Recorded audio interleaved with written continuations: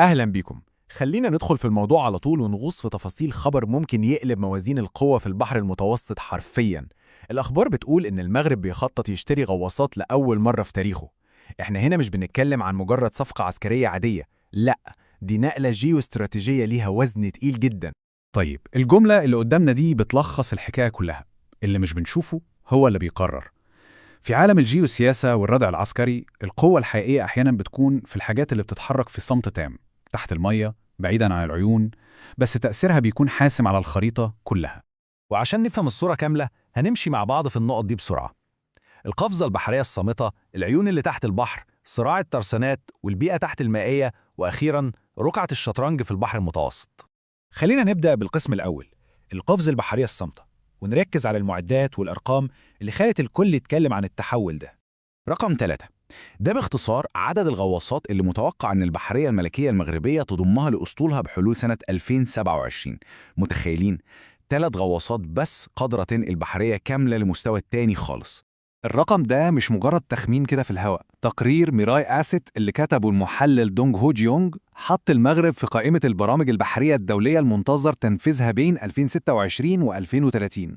النقطة المهمة هنا إن البرنامج متصنف على إنه قيد الانتظار، يعني لسه مفيش عقد رسمي توقع على ورق، بس مجرد ظهوره في تقرير زي ده بيبعت رسالة قوية جدا إن الرباط فعلا ناوية تنوع مصادر تسليحها ومورديها وتبعد شوية عن شركائها التقليديين.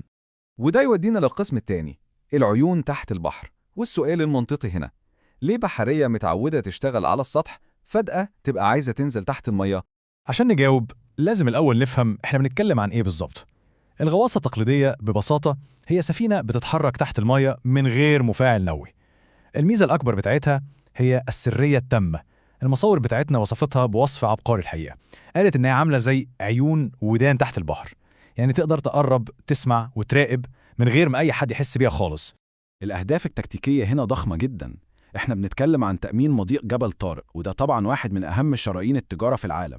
الغواصات دي هتوفر حماية للموانئ وسيطرة على السواحل، والأهم من كل ده هو الردع غير المرئي. الفكرة كلها إنك تمنع الصراع عن طريق إنك تبين قدرتك على الرد من أماكن محدش شايفها أساسا، وكل ده بيحصل من غير ما تنحاز لأي طرف سياسي. نروح للقسم الثالث، صراع الترسانات. مين بقى اللي ممكن يبني الثلاث غواصات الضخمة دي؟ المنافسة هنا شرسة جدا بين عملاقين. من ناحية عندنا كوريا الجنوبية بغواصة KSS 3، ودي بتتميز ببطاريات متطورة ونظام دفع بيخلي الغواصة تفضل تحت المية لفترات أطول بكتير من غير ما تحتاج تطلع لسطح المية. ده غير إن العرض الكوري بيقدم دعم صناعي وتسليم سريع. ومن الناحية التانية فرنسا بتنافس بغواصة سكوربيون، ودي بتتميز بخبرة دولية ضخمة وجاهزية قتالية متجربة على أرض الواقع فعلا. كل خيار فيهم بيقدم ميزة استراتيجية مختلفة تماما عن التاني. بس استنوا، الموضوع مش مجرد دفع فلوس واستلام غواصات وخلاص. عشان كده خلينا نشوف القسم الرابع، البيئة تحت المائية، لأن شراء غواصة أشبه بشراء مدرسة عائمة كاملة. مفيش أي بحرية في العالم بتقدر تشغل غواصة في يوم وليلة. الموضوع بياخد وقت، لازم تدريب الأطقم من الصفر، ووضع بروتوكولات طوارئ معقدة جدا، وتطوير قدرات لإنقاذ البحارة لو لا قدر الله حصل أي عطل. ده غير طبعا تأسيس بنية تحتية للصيانة على المدى الطويل. يعني أسطول تحت المية بيحتاج سنين من التجهيز قبل ما أول غواصة تلمس المية أصلا. واللي بيلفت النظر هنا وبيثبت إن المغرب بياخد خطوات فعلية على الأرض هو إن التقرير بيؤكد حضور ضباط مغاربة لتدريبات كورتامران 2026 لإنقاذ الغواصات واللي نظمتها البحرية التركية. إنك تبعت ضباط لتدريبات دولية زي دي معناها إن النية جادة جدا والتحضير الفعلي بدأ على أرض الواقع. والتطوير كمان مش واقف عند الغواصات بس. خطة تحديث الترسانة بتشمل كمان سفن دوريات بحرية من شركة HD هيونداي.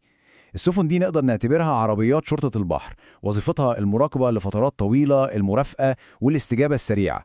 وجود سفن ظاهرة وقوية كده على السطح بيكمل دور الغواصات المخفية تحت المية، وبيعمل في النهاية منظومة بحرية متكاملة. وده بيوصلنا للقسم الخامس والأخير، رقعة شطرنج البحر المتوسط. إيه بقى التأثير الجيوسياسي الأشمل لكل ده؟ وإزاي الخطوة دي ممكن تغير قواعد اللعبة في المنطقة؟ التحول من قوة بحرية سطحية بس لقوة بتمتلك قدرات تحت المية بيجبر كل دول الجوار إنها تعيد حساباتها وتغير طريقة تخطيطها لأي عمليات بحرية، لأن ببساطة بقوا مضطرين يعملوا حساب لقوة غير مرئية. ومن الناحية الصناعية كمان الخطوة دي بتفتح الباب لنقل التكنولوجيا، توطين المعرفة، والأهم إنها بتنوع سلة الموردين وبتقلل الاعتماد على شركاء تقليديين بعينهم. التوازن في منطقة غرب المتوسط كلها بيتغير. وبكده نوصل لنهاية نقاشنا النهاردة بسؤال مهم جدا: هل هياخد المغرب الخطوة النهائية؟ النية زي ما شفنا موجودة، والأهمية الجيوستراتيجية واضحة للكل، والتحضيرات كمان بدأت، لكن التحول الفعلي على ركعة الشطرنج لسه مستني توقيع العقد الرسمي. خلونا دايما متابعين التطورات دي، لأن زي ما قلنا في الأول، اللي بيحصل في صمت تحت المية غالبا هو اللي بيقرر اللي هيحصل فوقها. شكرا ليكم.